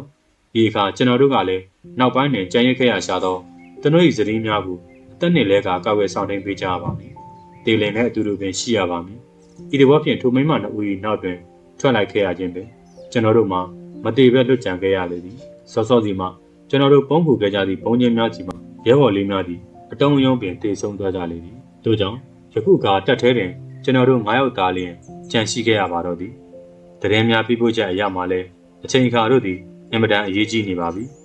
ထို့အထဲမှာပင်ကိုရွှေခဲသည်မဟာမိတ်လင်းများ၏ဘုံတံဖြင့်တေဆုံးခဲ့ကြသောရဲဘော်လေးများ၏ညာလက်လေးများကိုဖြတ်ကာမီးရှို့၏ပြာကူယူခဲ့ပါသေးသည်အလောင်းများကိုလည်းတောင်ကုန်းလေးပေါ်ရှိလက်ပံပင်ခြေရင်းတွင်စုပုံရင်မြုပ်ခဲ့ရသည်ထိုလက်ပံပင်ကြီးတွင်ကက်ပြားတစ်ခုပေါ်မှအောက်ပါစာရမ်းများကိုရေးကပ်ထားခဲ့ပါသည်ပြည်တော်စုအတွက်အသက်ပေးလူခဲ့ရှာသောတားကောင်းများ၏တွားရလမ်းနှင့်တာဝန်ကုံဆုံးရာစခန်းဒီတွင်ရှိသည်မြင်တွေ့ကြရသူတိုင်းရက်ယူအလေးပြုပါဤစာရမ်းနှင့်ရဲဘော်များ၏အလောင်းမြေပုံများပေါ်သို့လက်ပံမွေ့နေကြီးများသည်ဖြော့တော်ခြင်းမဟုတ်သောရှင်းမာသည့်ခိုင်ခန့်သည့်သွေးရောင်များနှင့်တဖြုတ်ဖြုတ်ကြွေကြလျက်ရှိပါသည်အုံမညိုဆိုင်လျက်ရှိသောရက်ရှိခင်နှင့်ဒီညိုညိုသွေးရင်ရောင်လက်ပံမွေ့ရဲရဲကြီးများသည်ကြာဆုံးခဲ့တဲ့ရဲဘော်များအတွက်လွမ်းရိပ်ထင်လျက်ရှိပါသည်ဗမာစစ်သားများကိုရှေ့မှမြေကလေးလောက်ကသူတို့သည်နောက်မှနေတက်ဆွဲထားပါသည်ဒီဂျပန်တပ်များကိုဒီမျိုးမျိုးဖြင့်လှည့်ကာကျွန်တော်တို့သည်အမျိုးသမီး2ဦးကိုထုတ်ယူလာခဲ့ရသည်တို့ဖြင့်ထိုအမျိုးသမီး2ဦးကိုပြင်မနာမြို့နယ်မြို့လာမြို့ရှိအိမ်တွင်အပ်ထားခဲ့ရပြီးကျွန်တော်တို့မှအထက်အမိန့်အရကိုရောင်ဖြောက်လိုက်ရပါတော့သည်ဒီညသည်မတ်လ26ရက်နေ့ညပြီသည်ကျွန်တော်တို့သည်ဗရောက်ကုန်းမှာကတ်သို့ဝင်စီးပြီးလက်နက်သိမ်းယူလိုက်၏ကေဝတိုင်းကောင်ကင်းသမားများထံမှလည်းသိမ်း၏သူတို့သည်ဗမာများဖြစ်သောကြောင့်လက်နက်များကိုပေးအပ်ပြီးလျှင်လူများပါလိုက်ပါရန်လူသေးသလားဟုမေးကြပါသေးသည်ဤချိန်ဧကာကကျွန်တော်တို့တွေသွေးစည်းညီညာကြောချင်းကပ်မိလိုက်ကြသည်မှာတော့အံ့မွယ်သေးရဲ့ပင်သည်ကျွန်တော်တို့သည်ကမ်းမှလက်နက်များကိုယူ၍လူများကိုမူတိုက်ရန်မလိုသေးပါဟုပြောထားခဲ့ရသည်ထို့နောက်တော့ကျွန်တော်တို့သည်ဂျပန်များရှိရာဘိုးတဲကိုစီးရန်မှာမလွယ်လာပါတချို့ဂျပန်များသည်ဘိုးတဲပေါ်တွင်ရှိနေကြသလိုတချို့မှမူဘန်ကာမြေကရုတ်ချင်းများတဲ့သို့ရောက်ရှိနေကြပါသည်လက်နက်ခဲယံမိချောက်များကမူဘိုးတဲပေါ်တွင်စုပုံလျက်ရှိနေပါသည်ဒီလက်နက်များရှိရာသို့သူတို့နှင့်ကျွန်တော်တို့သည်လူ၏အသက်ချင်းလဲကဝင်ညတိုက်ကြရပါဦးမည်အချိန်လည်းမရှိတော့ပါတညလုံးပြစ်ခတ်လာခဲ့ကြသည်မှာယခုဆိုလျင်အရှိဘက်မှရောင်နီများပင်ရှက်တန်းလာပါပြီထိုစဉ်သူတို့မြေကရုတ်ထဲမှလက်တစ်ဖက်မရှိသောဂျပန်တို့သည်ဘိုးတဲ၏လေကားကိုလှိမ့်တက်သွားတော့သလိုကျွန်တော်တို့ဘက်မှလူများသည်ပြေးဝင်ထွက်သွားကြရပါ၏ဤလေကားတစ်လျှောက်ဝဲသွေးများသည်နီရဲသွားကြပါတော့သည်ဤသွေးများသည်ကြားတင်ကြားထိုက်သောသွေးများပင်ဤသွေးများကိုရင်ထဲမှထုတ်ပေးလိုက်ကြတော့လဲမြည်သူများဝမ်းနေကြမည်မဟုတ်ပါဤသွေးများကိုကျွန်တော်တို့သည်ရင်ထဲနှလုံးထဲမှထုတ်ကာတိုင်းပြည်နှင့်ကြည်ကြည်နက်နက်လဲနေခြင်းသာပါဒီတိုင်းပြည်သည်ကျွန်တော်တို့တိုင်းပြည်ဖြစ်သည်ဒီတိုင်းပြည်နှင့်ဒီလူမျိုးများပေါ်သို့ဖိထားသောဓမြနယ်ချဲတို့၏စစ်ဖက်များကိုကျွန်တော်တို့သည်ရင်မာသွေးကိုထုတ်ကာယခုလိုပင်တွန်းလှန်ကြရပါလိမ့်မည်နောက်ဆုံးဒဏ်ရာများနှင့်ကျွန်တော်သည်ဘိုးတဲဘော်သို့ရောက်ခဲ့ပါသည်ဘိုးတဲဘော်တွင်အတောင်ယုံတည်ဆုံးနေကြသောဂျပန်များကိုတွေ့လိုက်ရပြီးနောက်တွင်ကျွန်တော်လုံးဝမမျှော်လင့်ခဲ့သောအသက်ရှင်လျက်ရှိနေသူဂျပန်ကလည်းကျွန်တော်ကိုတွေ့လိုက်မိပင်ဒီဂျပန်ဗိုလ်ကြီးကိုကျွန်တော်သိခဲ့ပါသည်သူသည်တခါကကျွန်တော်တို့တပ်မှဘိုးဖြစ်ခဲ့ပါသည်သူသည်တညသောအခါကသူ့တွင်သူတို့ပြည်မှာအမေရှိကြောင်းယခုကသူ့အမေသည်သူ့အတွက်စိတ်ပူနေလိမ့်မည်ဖြစ်ကြောင်းသူသည်သူတစ်ပါးတိုင်းပြည်နိုင်ငံပေါ်သို့ကျူးကျော်နေချက်လိုသောစစ်ပွဲများကိုမလိုလားကြောင်းများကိုပြောခဲ့ဘူးသူပင်ယခုသူနှင့်ကျွန်တော်တို့သည်ကြံဖန်၏တိုးနေကြလေပြီကဒီချိန်ဝဲစစ်ပွဲများကိုမနစ်သက်ခဲ့သောသူသည်ကျွန်တော်ကိုချမ်းသာပေးနိုင်ပါဦးမလားထို့သူကျွန်တော်ကလည်းလက်မြန်ရပြီတော့မည်တို့ဖြင့်စက္ကန့်တွင်မှပင်သူနှင့်ကျွန်တော်သည်မျက်စိများကိုမိတ်ခါပြစ်လိုက်ကြပါတော့သည်ကျွန်တော်ပြစ်လိုက်သည့်ကြည်တံသည်သူ၏နှလုံးကိုဖောက်သွားသည်သူပြစ်လိုက်သည့်ကြည်တံမှမူကျွန်တော်၏လက်ဝါးထိသွားသဖြင့်ကျွန်တော်၏ညာလက်ဝါးသည်ကြေရည်သွားပါသည်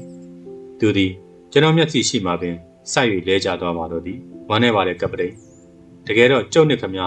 ရန်ညိုးရန်စားလည်းမရှိပါဘူးတုံးနဲ့တူအကျန်းတဝင်ခင်မင်မှုလည်းမရှိဘူးမောင်းလည်းမမုန်းမှုကြဘူးဒါပေမဲ့ကျွန်တော်တို့တိုင်းပြည်တက်တော့ကျွန်တော်တို့ခုလိုပဲကာဝယ်ထိမ့်သိမ်းတော်လန်ကြအောင်ပါပဲဗျဂျပန်ပြည်မှာကြံခဲ့တဲ့ခမရရဲ့အမေအတွက်လည်းကျုပ်ဝမ်းနေပါတယ်နောက်ခေတ်တွေများမှာတော့ သူတစ်ပါးတိုင်းပြည်ကိုသွားပြီးကျူးကျော်တိုက်ခတ်ဖို့စစ်ထဲမလိုက်မနေရလို့ထုတ်လာတဲ့စစ်ဘလူးများရဲ့ဥပဒေအမိန့်များကိုမိခင်နိုင်ရာတားမြစ်နိုင်ခဲ့ကြမယ်တကူများကိုရရှိပါစေလို့ကျုပ်ဆုတောင်းပါတယ်ဗျာဒီနောက်တော့ကျွန်တော်လည်းမျက်စိများလည်းတဖြည်းဖြည်းပြာဝေလာခဲ့ရပြီးလောကကြီးသည်လည်းကျွန်တော်၏အနီးမှာပျောက်ဆုံးသွားပါတော့သည်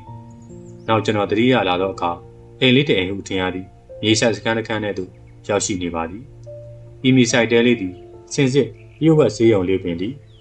ကျွန်တော်၏တကိုယ်လုံးမှမူလှုပ်ရှားမရအောင်ပင်ဒဏ်ရာများသည်ဖြစ်နေသည်ဟုထင်ပါသည်တကိုယ်လုံးနာကျင်ကြိုက်ခဲနေလိုက်သည်မှာတော့ဆံပြားမှာပင်ကြံပြီးမထင်ပါဟောတည်ပြေးနေခြင်းပဲကျွန်တော်မှတက်ကြိုးရစ်ခဲ့ရသည်ဒါကိုတွေးမိလျင်ရရှိနေသည့်ဒဏ်ရာများကိုပင်မေ့မိသည်ဒီမှာရဲဘော်နေကောင်းတယ်နော်အင်းဆိုပါတော့ဗျာရှိတဲ့သားရဲ့အမေကိုဖြေလိုက်ရသည်တကိုယ်လုံးမှာတော့နာလိုက်ပြီဖြစ်ခြင်းအစိုးဆုံးတရားမှာလက်ဝါးပင်သည်ဤညာလက်ဝါးတစ်ပြင်တွင်ကြေမွနေသူလိုထင်ပါသည်ဒါနဲ့ရဲဘော်ကျုပ်တို့လူတွေတော်တော်ထိသွားကြတယ်မဟုတ်လား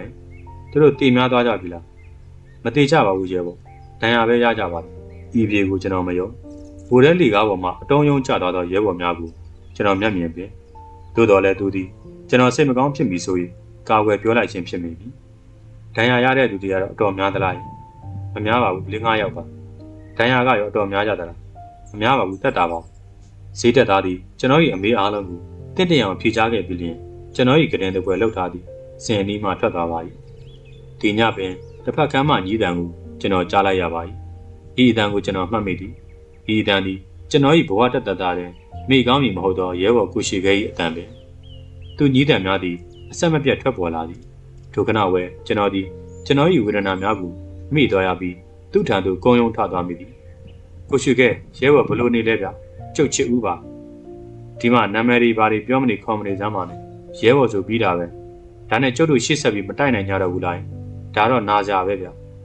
ဒါပေမဲ့ကျုပ်ကတော့ကျုပ်တို့တိုင်းပြည်ပေါ်မှာတခြားစီကအလံတွေလွှင့်ထားသမျှတော့လူတွေလည်းဝိညာဉ်ကဆက်တိုက်နေဦးမှာပဲလက်ဆက်တော့သူညင်းနေတဲ့ဝေဒနာအဆိုင်ခွဲတွေကဓာတ်တွေကိုဒဏ်ရာထက်ရင်ထဲမှာမျိုးချစ်စိတ်ဓာတ်များသည်မချင်မရဲဖြင့်ပိုးခံခတ်နေဟန်ရှိသည်ဒါကိုကျွန်တော်တွေးမိတယ်သူ၏ဒဏ်ရာသည်ခါမှဖြစ်သည်စီးရင်ကိုထိသွားခြင်းပဲကံကောင်းလျင်သူရှင်းပြီးနောက်တစ်ကြောင်းကိုမူကျွန်တော်ဆက်မတွေးဘူးလေကျွန်တော်ဒီလက်နဲ့ချိန်များကိုထိခဲ့သူမူအသက်နဲ့ဝဲသည်ဟုဆိုရပါမည်ထင်ရပေမည်အားတင်းရပေမည်တို့ဖြင့်ထိုညဘက်တွင်ကျွန်တော်ဒီသူ့ထံမှရှိသမျှသူ့တောင်းဝဲမဲ့နောက်ကြောင်းများကိုမေးရလေသည်အေးဗျာတကယ်လို့ဒီစစ်ပွဲကြီးပြီးသွားသည့်တိုင်ကျုပ်တို့ဟာတူကိုတူတိထားကြဖို့တော့လိုမှာပါပဲထဝယ်မြို့အနီးမှာရှိတဲ့ကမျောကင်းရွာမှာအဖေရဲ့အမေရဲ့ညီမလေးရဲ့ရှိကြတယ်ဒီနောက်တော့သူသည်စကားကိုဆက်ရမပြောနိုင်တော့ပါအာဟုတ်တစ်ချက်ညှိလိုက်ပြီးမျက်လုံးကြီးလန်သွားပါသည်စိတ်သက်သားများရောက်လာတော့အခါကျွန်တော်အားနေရာသို့ပြန်သွားရန်ပြောပါတော့သည်ထို့ကြောင့်သူ့အနီးမှကျွန်တော်ခွာခဲ့ရသည်နောက်တစ်ညတွင်ကိုချီခဲဆုံးလေသည်ဒီအခါကျွန်တော်၏ရင်ဝဲမဖော်ပြနိုင်သောဝေဒနာတို့သည်တနတ်ဒဏ်ရာများထပ်ပြီးပြင်းထန်နာကြီးလွန်ပါသည်ကျုပ်တို့တိုင်းပြည်လွတ်လပ်တဲ့နေ့မှာတော့ခမည်းတော်တွေကိုအမျှဝေလိုက်ပါမယ်ဗျာစင်စစ်တော့ကျွန်တော်သည်ရဲဘော်ကိုချီခဲတဲ့သူတည်သွားလျင်ကောင်းမအောင်မီကိုချီခဲသည်စင်9လမှ6လပေါက်ထွက်သွားခဲ့ပြီးတလွာသားလျင်ကြံခဲ့သည်ဟုဆိုပါသည်စီဝါမပြည့်စုံခြင်းဖြင့်ကြံတလွာပါခံနိုင်ခြင်းမရှိတော့ပဲတည်ဆုံးခဲ့ရခြင်းဖြစ်သည်ဟုဆိုပါသည်ကျွန်တော်မှမူခြေများလက်များမမကြေလျက်ရှိပါသည်သို့တော်လည်းအယိုးများနှင့်လွတ်နေသဖြင့်အဆိုးဝါးဆုံးစကန်းသို့လည်းမရောက်နိုင်တည်လည်းမတည်နိုင်ရှင်လည်းမရှင်နိုင်နှင့်တကြီးကြီးဝေဒနာခံစားနေရပါသည်အဆိုးဆုံးမှာလက်ဝါးကြေနေခြင်းပင်ဤလက်ဝါးမှာတော့အယိုးရောအကျော်ပါမချမ်းကြည်မွနေသည်ဟုသိရပါသည်ထို့ကြောင့်ပင်ကျွန်တော်ဒီအီတန်ယာကြီးကိုရင်ဝယ်ပိုက်ကရဲဘော်များနဲ့တဖြည်းဖြည်းဝေးခဲ့ရပါတော့သည်တာစီနဲ့ရွှင်မြော်တက်ခွဲတင်မှာဘိုးကြီးတန်းမောင်ဘိုးညိုလေးဘိုးသက်ရှိဤဘိုးသက်ရှိအမည်မှာကျွန်တော်အဖေနာမည်နဲ့တူပါသည်ကျွန်တော်စာရေးစစ်ထဲဝင်ခဲ့သော BIA ပြင်မနာတွင်တင်တန်းတက်ခဲ့ရသည့်အကြောင်း BDA ကျွန်တော်တန်ရာရခဲ့သည့်တော်လန်ရေးကြောက်ကြားတို့ကိုကျွန်တော်ဒီဝေးခဲ့ရပြီဖြစ်သည်ဒီနောက် PDF ရဲဘော်ပြူရဲဘော်ဝါပြည်သူရဲဘော်အားလုံးတို့နဲ့ပါဆက်ရဝေးခဲ့ရပါတော့သည်စေရုံတကာစီပီကန်းတကာတို့မှသာလျှင်ကျင်လည်နေခဲ့ရသည်လက်ဝါးမှတစစ်စစ်နဲ့ကြိုက်ခဲနေသောဝေဒနာဖြင့်လွင့်နေခဲ့ပါသည်သို့တော်လည်းယခုကဲ့သို့နှွေဦးရောက်၍ဗရောက်ရက်များကျွေကလက်ပံမွင့်နေချိန်မှာတော့ကျွန်တော်သည်သူတို့ကိုလွမ်းလွန်းလေသည်တရိယာအောင်မေးရသည်တေသူတွေတေချံရခဲ့သည်ကျိုးကန်းသူတွေကျိုးကန်းကြံရခဲ့ကြတော့လဲရှင်သန်သူများသည်ရှေ့သို့ခရီးဆက်တက်သွားကြသေးကြောင်း လွတ်လပ်ရေးဟူသောပန်းနိုင်စကန်အောင်မြေကြီးသို့ရောက်ခဲ့ကြရသည်ဤချိန်ဝဲကျွန်တော်သည်ပဲခူးစေးရုံကြီးပေါ်မှဖြစ်သည်ဤစေးရုံတွင်ကိုကို၏မိတ်ဆွေဒေါက်တာမြဘူးကိုပြန်တွေ့ခဲ့ရသည်သူစီမှာကြားရသောသတင်းများမှာကိုတို့မိသားစုများသည်စစ်ခေတ်တစ်လျှောက်လုံးဘေးမတီရံမကာပဲယခုရန်ကုန်သို့ပြောင်းရွှေ့နေထိုင်ကြောင်းပင်ဖြစ်သည်စစ်တစ်ခေတ်လုံးတည်တည်ရှင်သည်မသိရပဲပျောက်ဆုံးနေခဲ့သည့်ကျွန်တော်ကိုလည်းကိုသည်စုံစမ်းရှာဖွေလျက်ရှိသည်ဟုပြောပြပါသေးသည်စစ်တော်သူသည်ကျွန်တော်၏အပေါ်ကိုတကယ်တွေ့တာကျင်နာခဲ့သူပါတကားယခုမှကျွန်တော်သည်ကိုပြန်၍တတိရမိလာသည်သို့တော်လည်းသူတို့ကိုတော့ကျွန်တော်သည်ပြန်၍မတွေးလို့တော့ပါဝေးလက်စားနဲ့ဝေးကြတာပဲကောင်းပါလိမ့်မည်ညီလေးကျွန်တော်သည်သူ့ကိုမတွေ့လို့ဆုံးဖြတ်လိုက်စင်မှာပဲကိုသည်ကျွန်တော်ထံသို့ရောက်ခဲ့လေပြီကိုထံသို့ကျွန်တော်၏တရင်ကိုပေးပို့လိုက်သူများဒေါက်တာမြဘူးပင်ဖြစ်ပါမည်ကိုသည်ကျွန်တော်ကိုမြင်လိုက်သည်နှင့်တပြိုင်နက်ဝမ်းသာဝမ်းနဲ့ရောရှက်နေသောအပြုံးတို့ဖြင့်ခေါ်လိုက်ရှာသည်ကို၏နူးညံ့ချောမှုချက်တည်ရှိသောမျက်နှာပေါ်ဝဲတားပြောက်ကိုရှာတွေ့လိုက်ရသောမိခင်လက်လဲဝမ်းသာခြင်းမျိုးအထင်သာပေါ်လျက်ရှိပါသည်နှုတ်မှညီလေးဟုတခွန်းသာခေါ်လိုက်နိုင်ပြီးနောက်ထပ်စကားများကိုတော်တော်နဲ့မပြောနိုင်ရှာပဲစွန့်နေလေသည်သူသည်ကျွန်တော်၏ကြမ်းတမ်းမှကြောပိန်လီနေသောရုပ်ဆင်းများကိုငေးမြော်ကြည့်ရင်းဝမ်းနဲ့စွန့်နေဟန်ရှိပါသည်သူ၏ရင်ထဲဝဲစကားတွေအများကြီးပြောလိုဟန်ရှိ၏သို့တော်ပြောမထွက်ဘာကိုစ၍ပြောရမည်မသိဖြစ်နေဟန်လည်းရှိ၏ဒီတော့ကျွန်တော်စ၍ပြောရသည်ကိုကျုပ်ကိုစိတ်ဆိုးနေတော့မယ်လားစင်စစ်တော့ကျွန်တော်မေးခြင်းသည်မေးရမည်မှာဒီစကားများမဟုတ်ကြပါမတ်တက်လည်းနဲ့ကလေးများအကြီးဝင်းတို့ကိုသာမေးရမည်ဖြစ်ပါသည်သို့တော့ကျွန်တော်ဒီမဝင်မရဲရှိနေ၍စကားကိုလွှဲရင်မေးလိုက်ရခြင်းဖြစ်ပါသည်ဟင်းကိုညီလေးကိုဘာဖြစ်လို့စိတ်ဆိုးရမှာလဲညီလေးကိုဘယ်တော့မှစိတ်မဆိုးပါဘူးကွာညီလေးတန်ရာတွေပြောင်းရင်ပြန်ခေါ်ရမယ်ညီလေးလက်ကိုဖြတ်မပြရတာရဲ့ဒီစိတ်ုံမှာဆင်းကိုညီလေးကိုခွဲမရတော့ဘူးဆိုတာတွေတွေးနေတာပါကိုမြဘူးကလည်းမကြခင်ပြောက်မယ်လို့ပြောပါတယ်ကိုကလည်းဒီမှာမပြောက်ရင်နိုင်ငံသားဘူးခုပေးမှာပါဒီတော့သူဒီစကားပြောရများကိုတတိယလာပြီးအဆက်မပြတ်ပြောချလိုက်ပါတော့သည်ကျွန်တော်ဒီမိန်းစလုံးမှဆန်သက်ကိုပြစ်ထားခဲ့တဲ့ဖြင့်ကိုဒီ၎င်းသူ့မေဒီ၎င်းစိတ်ဆိုးနေကြပေမည်ဟုလည်းထင်၏တို့ကြောင့်အီမေးကွန်းကိုမေးလိုက်ခြင်းပင်ဖြစ်သည်သို့တော်လည်းကိုဒီကျွန်တော်ပေါ်တွင်စိတ်မဆိုးခဲ့သည့်ပြင်နောင်ကိုပင်မခွဲရတော့ဟုပြောပါလေသည်ကိုမေမှလည်းစစ်အတွင်းမှာဆုံးသွားပြီဟုသိရပါသည်ဤမြပင်ကိုသည်ကျွန်တော်ပေါ်သို့စေရနာမေတ္တာထားချသည်သို့တော်လည်းကျွန်တော်သည်ယခုကားတွင်သူခေါ်ရာနောက်သို့မလိုက်နိုင်တော့ပါ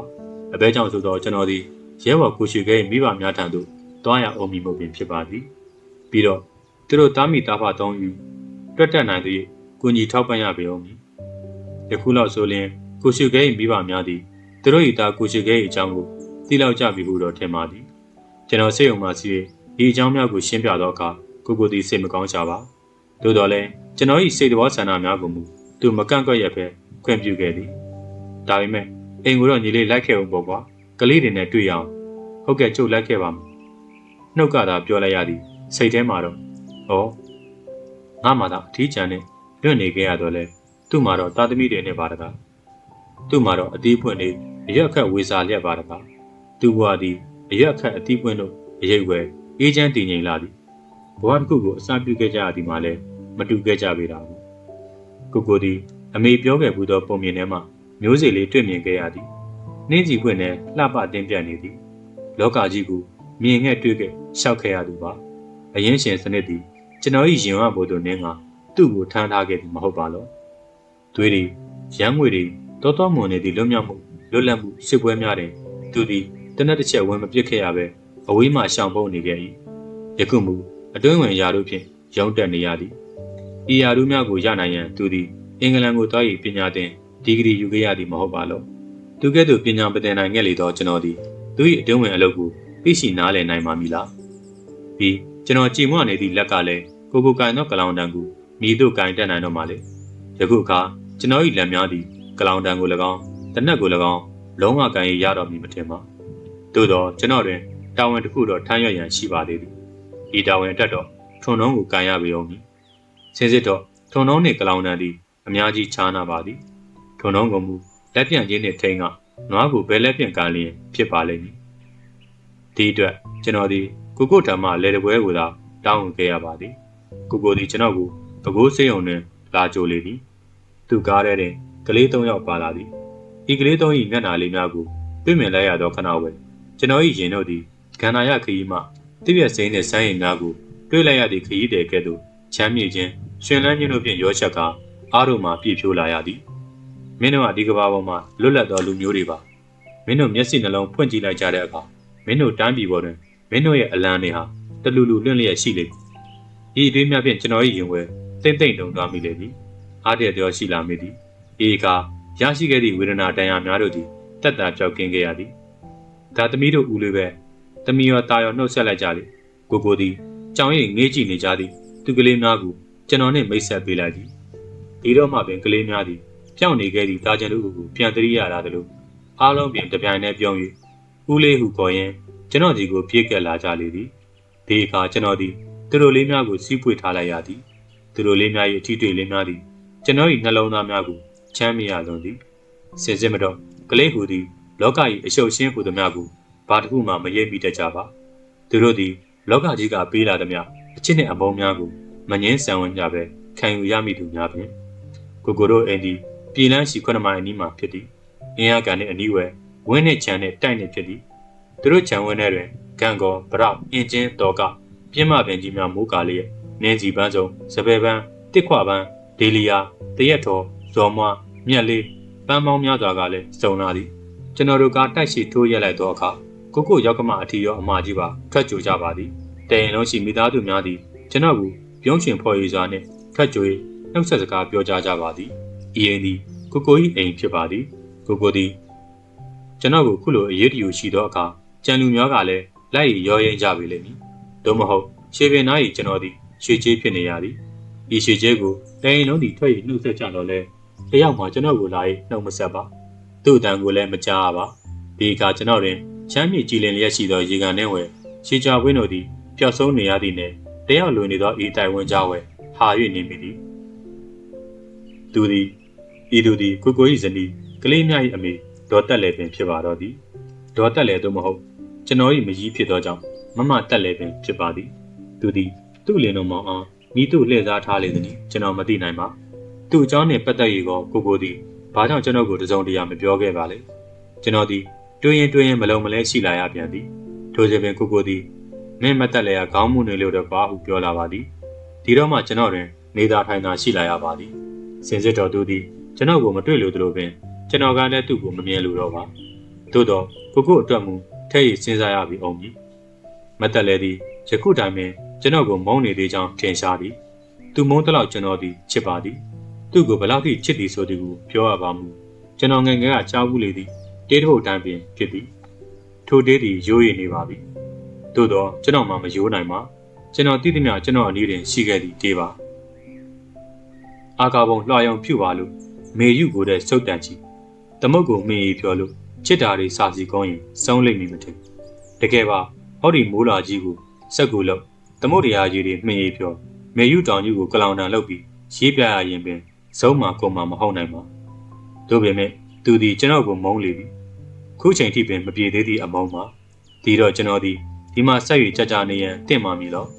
သူကမုန်းတည်တဲ့ကိုအတွက်ပါစဉ်းစားအောင်မည်မဟုတ်ပါလို့သူဒီကျွန်တော်ကိုမုန်းရင်မခေါ်မပြောပဲနေ၏ဒီတော့ကိုသည်သူဇနီးပေါ်သို့တစ်ခုခုကိုတွေးလာတော့မည်ဟုထင်ပါသည်